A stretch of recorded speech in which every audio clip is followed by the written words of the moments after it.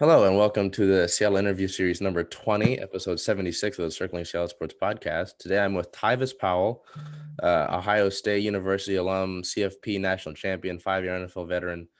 How have you been lately? How have you what have you been up to and how are things for you lately? Well, everything's been going well. I recently had a daughter last year, so I've been chasing her around. that has taken up a lot of my time. I mean, I still find time in between to work out and stuff because I'm currently a free agent, but I'm still working out, waiting for a phone call and making sure that I'm in shape. But my daughter takes up the majority of my time. That's got to be exciting. Congratulations on that. I know that's got to be something too that you got to juggle there. Um, so being from Ohio, I thought that was interesting in researching this. Was there any consideration that you gave to Michigan State when that offer was given to you, or was Ohio State always the goal? Was it like, man, I don't really want this, or was it like, hey, this is an opportunity? When the Michigan State offer came, I definitely considered it for sure. But once I got Ohio State, it was kind of like it was like I dreamed of this since I was a kid. It was like there was no way that I could like turn it down. Even though Michigan State, I ain't gonna lie, the recruiter Pat Narduzzi was very persuasive, and he actually he had me thinking about it. But I was like, no, I can't. Yeah, I thought it was interesting looking at it. I was like, oh, there's a Michigan State offer there, and being from Ohio, I figured that'd be something that might be interesting to think about, just because how long that the rivalries run there between certain Michigan teams and Ohio teams. But speaking of Yeah, yeah, I could. Yeah. speaking of Ohio State, what initial thoughts did you have about Urban Meyer? What were like your first impressions of him? Uh, well, I mean, before I met him, I mean, I had a ton of respect for him for what he did at Florida. I mean, I knew he was a great coach. I knew he had coached some really great teams. So I kind of knew what to expect with that. After meeting him, I realized he was kind of like a hard nosed type guy. Like he put like in front of the team, like he's aggressive, but like when you one on one with him, he's more open and he's like listens to your life and tries to learn more about you. But yeah, he's definitely he runs a tight ship, I should say. He runs a tight ship for sure. So, with that being said, what kind of influence would you say that he had on you as a coach and as a person? Oh, one thing I know is he definitely made me become more of a competitor. Everything with him is about competing. So being at Ohio State, like I looked at things like this is a competition. Everything is a competition. It don't matter what it is. Like being first in meetings, taking the best notes, being a better student. Everything was about competing, and like that's what my life just kind of transitioned to. Where now I look at everything as a competition. Like for now, it's like me being the best father I could be in the world, be the best father. Like that, it's like that type of thing just translated through my life. So that's one thing I am grateful for. And with that being said, how do you think his ability to coach, obviously all the success at Ohio State and being the coach that you've talked about, how do you think that will translate to the NFL with the Jaguars? One thing about Coach Meyer is that he knows how to win and he knows how to get people to play hard. Like I don't know what was going on in Jacksonville to why they weren't successful before, but I do know with him, he's definitely gonna make them compete, and they're definitely gonna be in a lot of games. He's gonna find a scheme that fits them, and they're gonna bring out a lot of greatness. A lot of players you see that's the thing. You either gonna get with it or you gonna be gone type thing. So you have no choice to fall, but you have to fall in line. So like they're gonna fall in line, and the plan, if they follow the plan has been proven that it works. So he definitely knows what he's doing. It's just about the players buying into the culture that he's trying to bring, which it could be tough because like nobody likes change. Like They've been in it, like, especially if you like a 6-7 year vet. It's like, who is this guy that's gonna come here and try to tell me what to do? Like, I've been doing this longer than you've been a coach in the NFL. So like, how you gonna tell me how it's supposed to go? But if you can put your ego to the side and just buy into what he's saying and just be all in, like that's really what it takes. You have to put your heart and soul into it and just trust that it's gonna work out and just buy in. And if you do that, then you'll definitely have more success than not. So I'm curious, do you have any thoughts about Tim Tebow signing with them as a tight end and how that I know that's an interesting topic around the league. It You know what I is. mean? You know, But it's like one of you those. said, if he buys in and he competes at the end of the day, and obviously it depends on, what happens in camp. But Right. I'm curious to hear what you think about it. Well, everybody knows Tim Tebow is a huge competitor, and he's a great guy. You know, he's something that everybody should want to be like. You know, like he's a positive role model, tough competitor. He overcame a lot of things. So getting him to come in and play tight end, I mean, that's a new challenge for him. But usually he does well with challenges like that.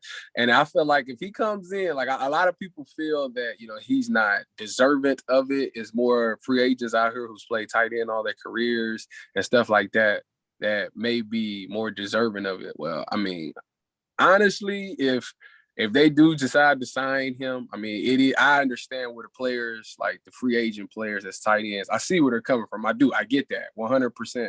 It's because it's kind of not fair, because it's like, man, like this guy I've never even played tight end, and I played tight end my whole life, and like I know I'm better than him. But if he goes in there and he does well, and the coaches like him, and he actually does well at tight end, I mean, you can't like go against that. Like, it is what it is. I think it's one of those things that maybe he's not deserving of a shot, but since him and Coach Meyer are close and are friends, I mean, it's one of those situations where it's not about what you know, it's who you know. And if Yep. Coach Meyer is willing to give him a chance, and he actually is willing to do it and does well, then I mean, he should make the roster like any other tight end in the world that makes the roster. I mean, at the end of the day, it's about showing up and proving that you can be that person. If he does that, then he should be awarded by winning the position. Obviously, like I said, there's a lot of talk about it, but I was curious to hear what you would think as someone who's, been in the league and spent time in there and reached that level, because Yeah, everybody can say what they want as a fan, comment, all that stuff. You yeah, know what I mean? But yeah. it's interesting Like to I hear. say, I understand it from everybody's point of view. Like it's not a fair thing at all. It's not fair that he's been out the league for like 9 years, but because they get a new coach and the coach knows him, that he gets a shot to come back. Like, that's not fair at all to the other tight ends that's free agents that's probably may be better than him. But if God has blessed him with an opportunity and he goes in and he shines, I mean, it is what it is. He deserves to be there. It'll definitely be interesting to see how that plays out. Yeah, I don't even think they even signed him yet, have they? They still trying to figure out Yeah, if I they haven't want to. heard details. I just know that was like they were expected to sign him. So Yeah. Yeah, I don't think he's actually put the pen to the paper yet. So we'll see. Um, what sorts of lessons did you learn in 2013, playing with Ohio State there, which included that Orange Bowl? And then I'll get to the teammates there in a second. But, that first year, I believe you redshirted in 2012. What sort of things did you learn in 2013? Man, well, one thing I learned in 2013 is that defense definitely wins championship. I mean, 2013, I was starting nickel. Our defense wasn't the best defense. I mean, the only reason we was winning a lot of games is because our offense was dynamic. We had Braxton, Carlos, Philly, and all those were doing really well. So they were overcoming. So we were just basically outscoring teams. We wasn't stopping teams. We were just outscoring them. So uh, it caught up to us when we played Michigan State in the Big Ten championship. I think we were the number one offense in the Big Ten, and they were the number one defense in the Big Ten. And they just flat out just outplayed us that day. That was the game that we needed the defense to come through. It kind of reminded me of the Buckeyes this past season, where Ohio State's offense was really good, but their defense wasn't that great. And the offense was overcoming the defense's mistakes. And then it finally caught up to them in the end. That's basically what happened to us when we played in 2013. We played a great team who was, they weren't really great on offense, but they had playmakers. And, their defense was outstanding. And that's what happened. The defense ended up making the difference, and they ended up winning the game. So that's when I realized that defense truly does win championships. And I did a podcast, and on my podcast, they was talking about how Nick Saban is saying that defenses is not really that important as much as it is for offense. And I beg to differ. I mean, I know I'm biased because I play defense, but I think a great defense always wins. Yeah, no, that's how I was brought up. I've always thought that way. But I mean, if they don't score, they can't win, right? And then to get to that, the teammates part, how special was that locker room? Just because, I mean, I looked at the list, and just some names I've seen throughout the NFL: Jack Mewhart, Andrew Norwell, Pat Elflein. Pat Elflein was a second, the backup guard on that team. Corey Lindsley, Taylor Decker, Nick Van Ness, who spent time with the Seahawks. Michael Thomas was on that depth chart. Like you said, Braxton Miller, Carlos Hyde, Bradley Roby, Von Bell. This is the secondary, too. We get to you in the secondary: Von Bell, Eli Apple, Joey Bosa, Ryan Shazier, who kind of special to me because he has alopecia and I have alopecia. I thought that was cool. And Zeke Elliott was on that team as well. What was that locker room like? You know what? We was a pretty close group. We actually cared about each other a lot. We hung out a lot. Obviously competition was crazy.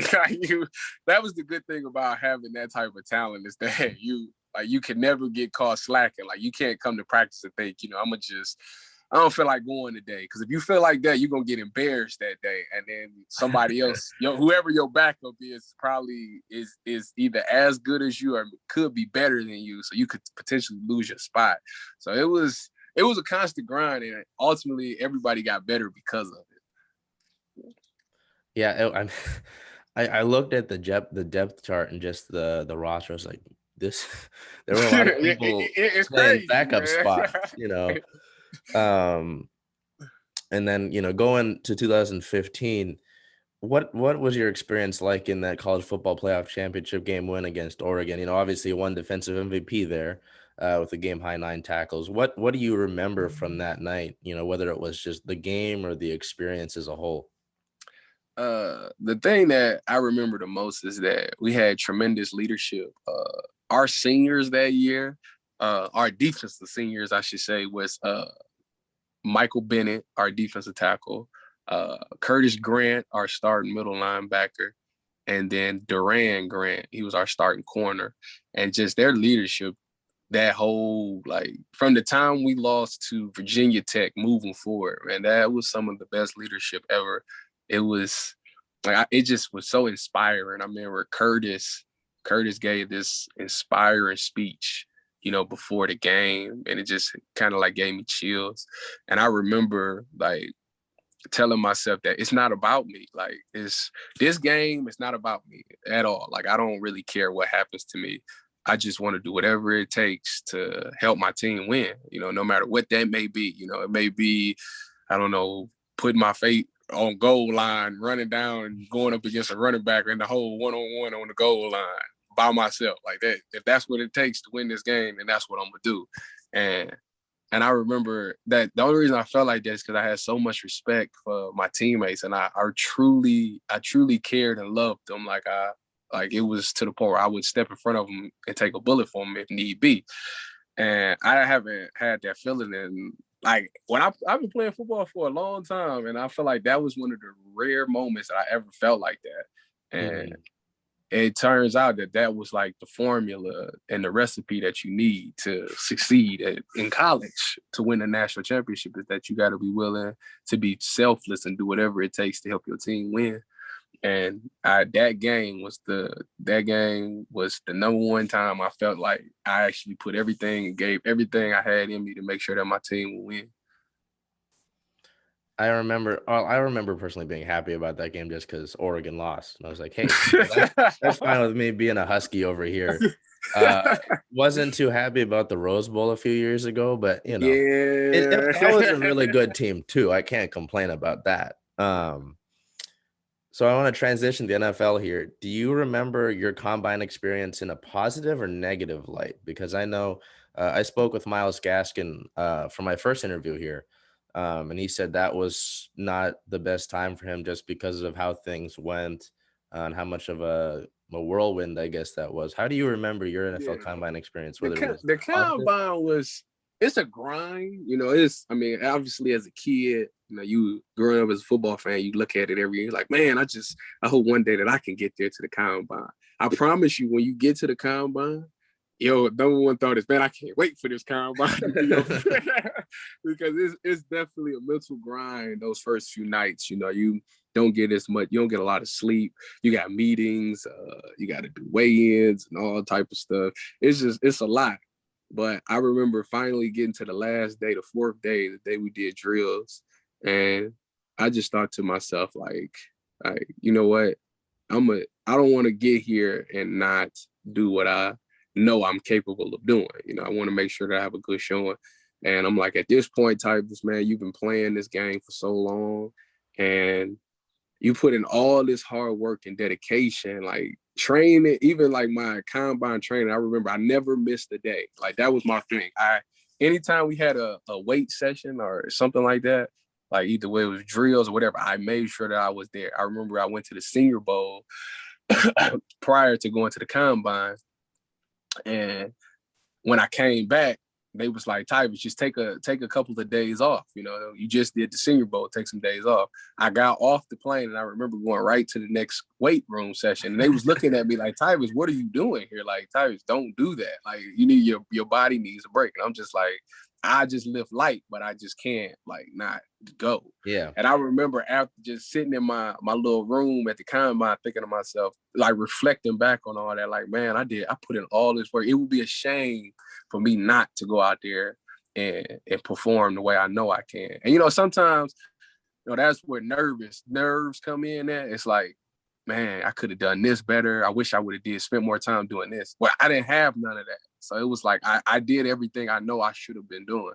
So that's why when I went out to do the combine, I was confident in myself. And, my combine it was pretty good. It was everything that I thought that I would do. I did exactly what I thought I would do. Only thing I was mad about was maybe the pro shuttle and the 3-cone and the L drill, because I'm going to tell you why.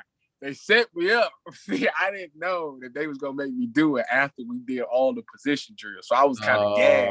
Yeah, I was kind of gassed already. I'm like, that's really not fair, though. Like it's not fair that you gonna make me do that, knowing that I'm tired from the position drills. But it is what it is. Life throws you these wrinkles. You got to just get through it. Do the best you can.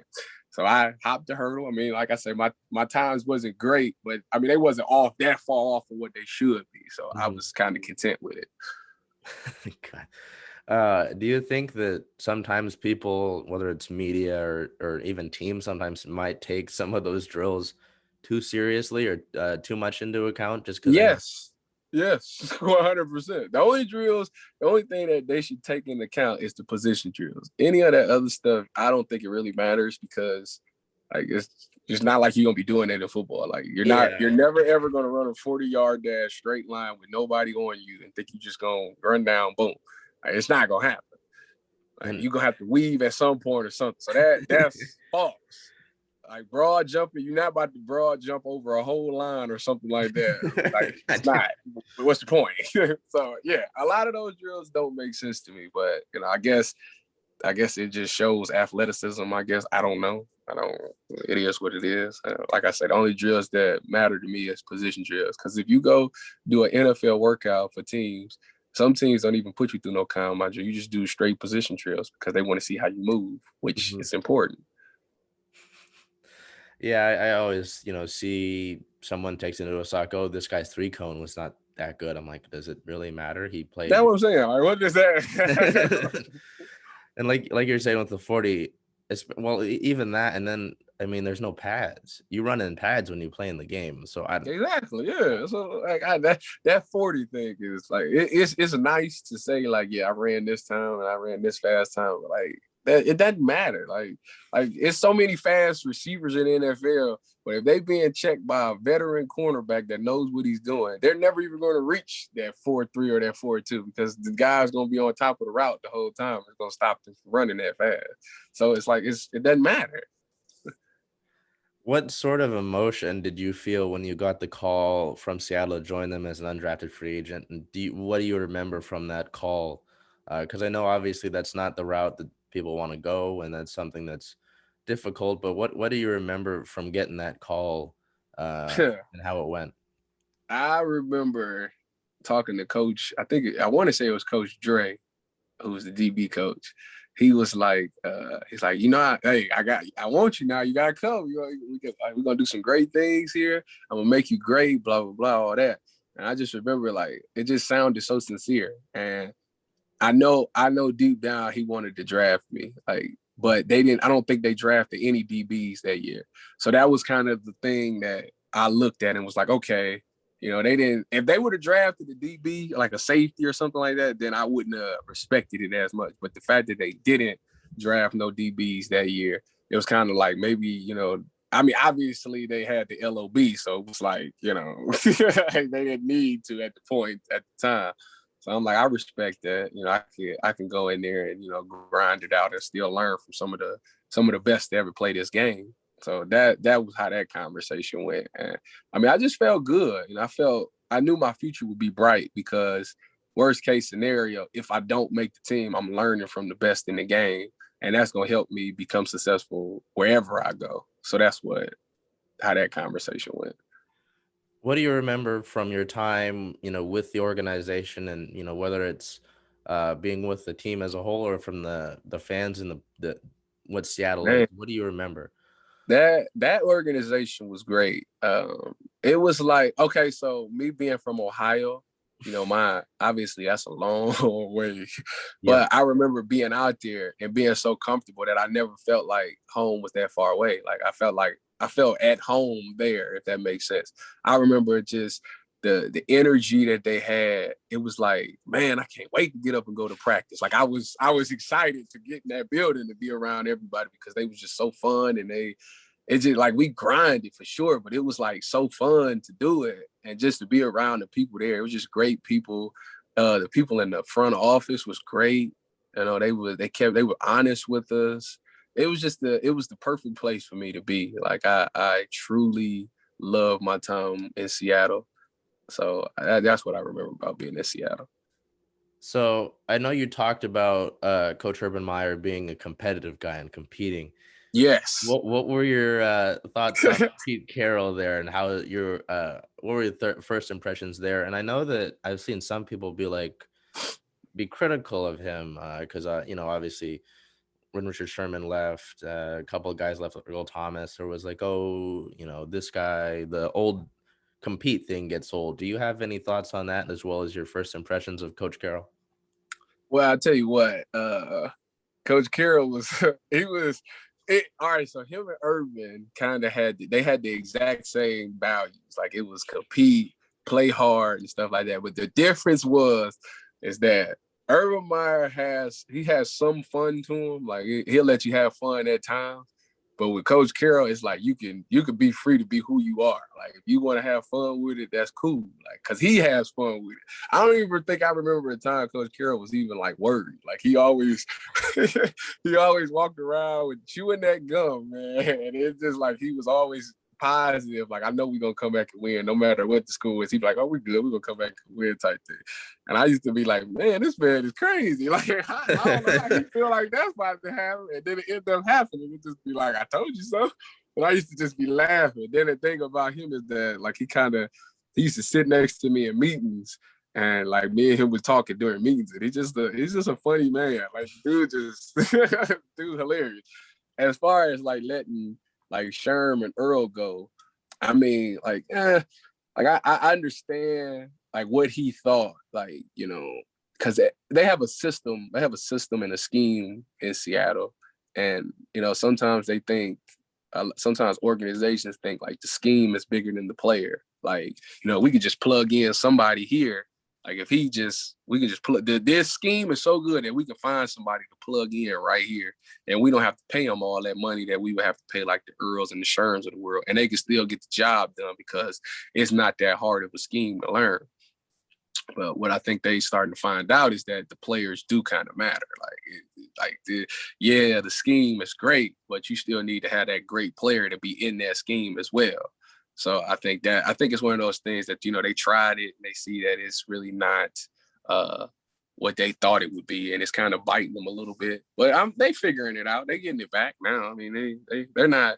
I mean, their secondary wasn't great last year, but they got, they're getting great players to replace. So I think moving forward, I think it'll start getting better for sure. I know that Richard and the team have talked about it, and I think that after the post-draft press conference, they said they're not looking at a cornerback. I know everybody here would love to have him back, but speaking of the secondary there, do you have any thoughts on what Jamal Adams did last year? I know there's being someone who knows a little bit about the NFL community, like on social media, there's clowning him about being a blitz boy or whatever, and that he's not a true safety. Do you, as someone who is a safety, thoughts on what he's been doing and whether or not, Well, for him to be able to do what he did and break the record like he did, I mean, that's outstanding. I mean, see, that's the thing. People would call what he doing like anybody could do that. No, they can't. Like it's not. What he's doing is unreal at times. Like the man dang near was up there in the leaders of sacks this year as a DB. Like that does not happen all the time. That's just a team taking somebody's talent and utilizing it. He's obviously an outstanding blitzer. He can get to the quarterback. Like, let's use that. So that's what they're doing, and it's smart on their part. I think Jamal Adams is a heck of a player. I think every year he's like, he's either first team All Pro or second team All Pro every year. So I mean, the proof is there. And some people question him about his coverage. Some people like he can't cover and stuff like that. I mean, he gets the job done at times. I mean, it's not like he's perfect. I mean, there's really no safety that really locks up receivers like that. That's why you get nickels and corners. That's their job.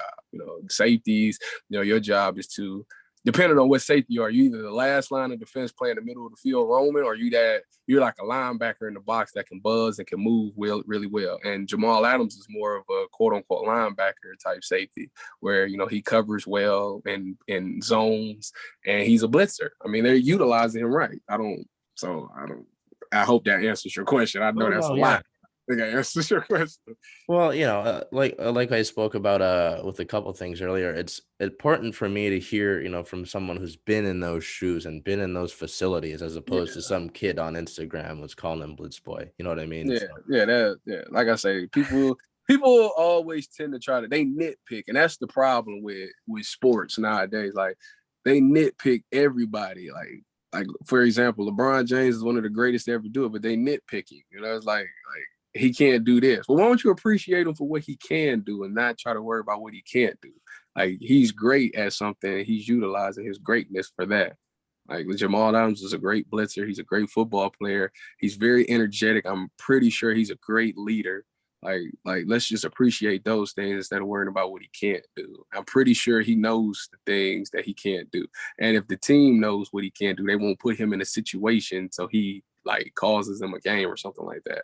And if that's the case, I'm pretty sure he's going to spend his off season or all his off time trying to fix whatever things he's not good at.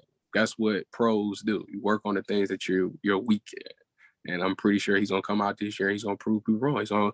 His coverage is probably going to be really good this year. I'm almost 100% sure that it's probably going to be a lot better than what it was. So, taking to further speak on, your perspective as a player, with the whole Russell Wilson thing, people owe a lot of it because, I mean, being in, covering these Seattle sports, I had to hear it all. Oh, Russell wants out. Russell's a crybaby. When a player like that, I mean, just says that he wants better protection, did you have any thoughts on that when that happened? Or, looking back at it, obviously they brought in Jackson and drafted a tackle. I mean, you were part of a couple teams with Seattle here. Do you have any thoughts on, him asking for better protection or wanting to, prioritize something like that? Because for a while, I think he definitely deserves it. I mean, he definitely was. The thing about what made Russell so special when I was there, and few years after that, was that he was like a magician. He definitely got pressured a lot, but it was his ability to escape the pressure and make a great throw. And I mean, he's getting older now, so it's like, he can't do that like he used to, obviously. And I mean, him asking for better protection. What quarterback don't want better protection? I don't nobody want to sit there and run around all game and have to run around from this. Like, I want to sit in the pocket and make some clean throws out the pocket as well. And I mean, like I said, I respect it. And I understand why he's saying it. Like, it's like, I'm getting older now. I can't do that things like I used to do. But I mean, I'm still an effective quarterback. He's still one of the top quarterbacks in this game. And I think Seattle owes it to him to give him some protection to see how great he can truly be, because we don't know how good he could be in a clean pocket because we haven't really seen it. So it's about that time for them to come through for him. He's done all he can for them. He's been very successful for them, and all he's asking for now is a decent line to provide him some extra time to make a better throw. And I feel like they owe that to him. So with that being said, to move on from Seattle here, of the organizations that you've been with, who, if I had to make you pick, who had the nicest training or practice facility, and what would make you say? The nicest training and practice. Okay, that is definitely between Seattle and Dallas, because Dallas stuff is really, I mean, it's Jerry's world, so you probably can already know. It was hands down Seattle, but until I went to Dallas took that. So Dallas might have the better training facility. But as far as people and organization and energy and enthusiasm and love to come to work, Seattle hands down. San Fran is a close second, but Seattle hands down. How fun has it been for you recording the podcast Roommates? I know you kind of talked about recording it. What has that experience been like? That is fun, man. That's just me and Cardale, man. As a matter of fact, we actually just did one earlier. It's a ton of fun, man. It's like me and Cardale talk all the time, but it's like, man, me and him being on camera, it's like we click together. It's like, we bounce ideas off of each other, and we just basically, it's like we don't put on a front for the camera. Like, this is how we are. Like, this is just this is how we would talk. If we on camera or off camera, this is just how we would talk. They just so happen to be giving us topics to talk about. And it's fun, man. It's just a good thing. It's not playing football, but it does bring me a joy. So this one's a little bit more on the joking side. Cardale tweeted out a while ago. I'm sure you might know what I'm talking about. We're not here to play school. Play school. Do you remember that? And what you were thinking back then, or when Cardale said it? Okay, so he said it to me. He tweeted it out, and me and him is walking together, and he says, "Yeah, man, I just put this tweet out talking about we ain't come here to play no school." And I looked over at him. I said, "You said what? What you do?" He said, "I just tweeted out." Now, mind you, as he's telling me this, his phone starts blowing up. Oh no! Everybody starts calling. And I'm like, "Yeah, Carter, I think you might have messed up." I think you messed up with this one. That's one of them things you think it, but you don't say it. Like, you just let people think that. Golly. I think he learned a valuable lesson. So it was crazy. But I mean, at least you know what he was thinking at the time. Yeah, no, it's been it was cool to see him in the XFL, and seeing the podcast was cool. But yeah, I remember I was thinking about that tweet. I was like, man, I gotta know what you were thinking, what it was.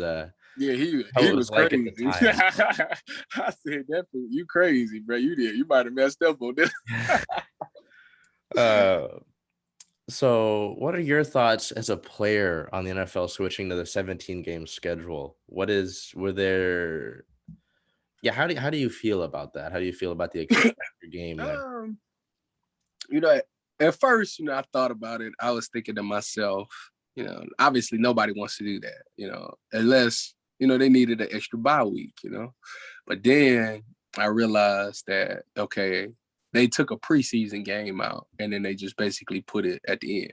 So for a guy who's not like a high draft pick, I would say, now you going from, because in camp you get you make roughly $1,000 a week or something like that for a preseason game. You make $1,000. So you taking one of those $1,000 games out, and now they putting an extra, I don't know, $16,000 in your pocket for an extra game. You're gonna have to play the game whether it's the preseason or not. So, I mean, basically, it's still the same thing. So it's really, people making it a big deal, but it's really not that big of a deal. Yeah. And on top of that, the veterans would say, well, I don't play the last preseason game. Well, if you go out there and handle your business, the first few games, the first, I don't know, 16 games, likely you'll sit the last game anyways. It'll be just like a preseason game, but you'll be getting paid more. So, I mean, it is what it is. Like, it's still the same amount of games. Like, it is what it is. I don't really, that's my thoughts on it. I mean, at the end of the day, I like playing football. I love to play football, whether it's preseason, regular season, whenever. As long as I got an opportunity to play the game, I just want to play. So just to touch back on Ohio State one last time, just truly how ridiculous was the Justin Fields slander, and how dumb do you think looked for not pick? I thought it was, I mean, I'm not an Ohio State fan, like I said, but I thought that was incredibly stupid. Yeah. See him slide, I was like, this is a little ridiculous. So, as someone who knows more of the situation, what are your thoughts on that? It's just one of those things, man, where like I don't for them to say the work ethic thing like that's asinine, because I mean, if you don't know, the strength coach at Ohio State, you can't not have a great work ethic. It's impossible, especially if you're the quarterback there. You have the hardest work ethic of all. They hold you to the highest standard. So I'm not really buying that at all. And I think, what I really believe that, a lot of people just fell into that, he went to Ohio State, and, Ohio State quarterbacks obviously haven't done well in NFL. And that's the thing that a lot of people battle with. Well, my thought is this. This is my thought with a lot of people, with a lot of players and a lot of teams. If you are that great of an organization and that great of a coach, you will make sure that player will be 100% ready. It's your job. Once he gets there, it's your job to make sure that he's ready. And you're not supposed to put him on the field until he's ready, until you feel that he's ready. And I feel like, he dominated the game of college football. Like, the stats says it. He took them all the way to the championship. He went through all that adversity, got hit in the ribs, made all these spectacular plays, all that. So he answered the question about the toughness. He answered the question about leadership, his motives, all that. All that's answered.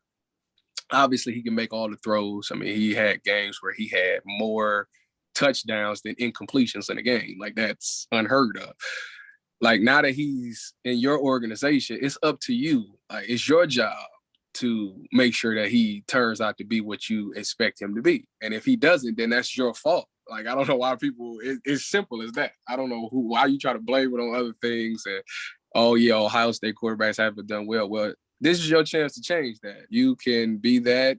Like, the Bears can be the team to make sure that this quarterback from Ohio State is a great quarterback in the NFL. So that's my thoughts on that. Yeah, no, I have a friend who's goes to school in Chicago now, and I remember he was being excited about that. But like I said, I just thought that was ridiculous, and I wanted to hear your thoughts on that. So with that being said, and you talking about, wanting to go out and play the game of football, would you, when it comes back, would you give thought to playing in the XFL at all? Just to go out there and showcase your talent, or is that something that you're just kind of trying to work out now and just aiming to get with an NFL team at this point? I don't know. That's one of those things I have to cross that bridge when it comes. I mean, at the thought right now, I feel like I'm good enough. Well, I don't feel like, I know that I am good enough to be in the NFL 100%. Like, I know that I had a ton of success. I know that I can play. Mm-hmm. It's just about getting that opportunity. I don't feel like I had a lot of fair opportunities to showcase that. And I feel like I owe it to myself. That's probably what keeps me up at night, is that like I know I have all the talent and the promise in the world to do it. It's just I haven't had a fair opportunity to do it. I've started one game in the NFL and done really well in that game. So it's kind of like, that was like oh yeah, I definitely, like that's kind of, you go your whole career, some people get in and they show that they can't do it. Like it is what it is. But for me, I've had so much success that it's like, I know I can do it. I've done it. So I don't know what the problem is, but I can't rest until I can't walk away knowing that I was good enough to play and just didn't keep trying. You never know. One of the quotes that I read recently was that you can knock it if you nobody can hear you, but if you knock at the door long enough and loud enough, somebody is surely certain to come hear you and come open that door after a while. And that's kind of where I'm at right now. Oh yeah, and like you said, it's just about opportunity, and sometimes that arrives like that. Sometimes it might take a while. So Yeah. is there anything that Tyvis Powell wants to put out there, promote anything you need, anything coming up, or you just working and chasing around your daughter at the time? No, I'm just working out and chasing my daughter at the time. I ain't got it's not like I got any workouts upcoming or anything like that. I'm doing it's this cruise for cancer, but it's on land. It's this Buckeye cruise for cancer. I'll be at that next month, hanging out with the cancer survivors. I always do it every year. We have a great time. I learned so much from them, and they are so inspiring. Some of their stories, it's just inspiring. Like I'm talking about the game of football, and they talking about things that went on in their life, and they survived that. And it just it's very motivating, and it makes me feel like I don't know, it's like good for the soul to be around people like that, and be there to help them and have fun with them and enjoy life with them. Because life is, you get caught up in this. Like I've been working out all this time, and it's like, man, do I even sit down and enjoy life? And like that's my one time where I actually sit down and enjoy life with people that survived and made it through the worst things in life. So Buckeye cruise for cancer on land. Yes, that's it. Gotcha. All right, I'll put that. I'll link that in the description there. But I really appreciate having you on. You really enjoyed the conversation, just because whether it was talking about Cardale's tweets or your experiences, and just seem to have fun with it. So I appreciate taking time out of your day, taking time out of chasing the little one around, and just thank you. I appreciate you. It was good to open up and talk about these things and relive my Seattle days, man. It was some good times, man. It was a really good time.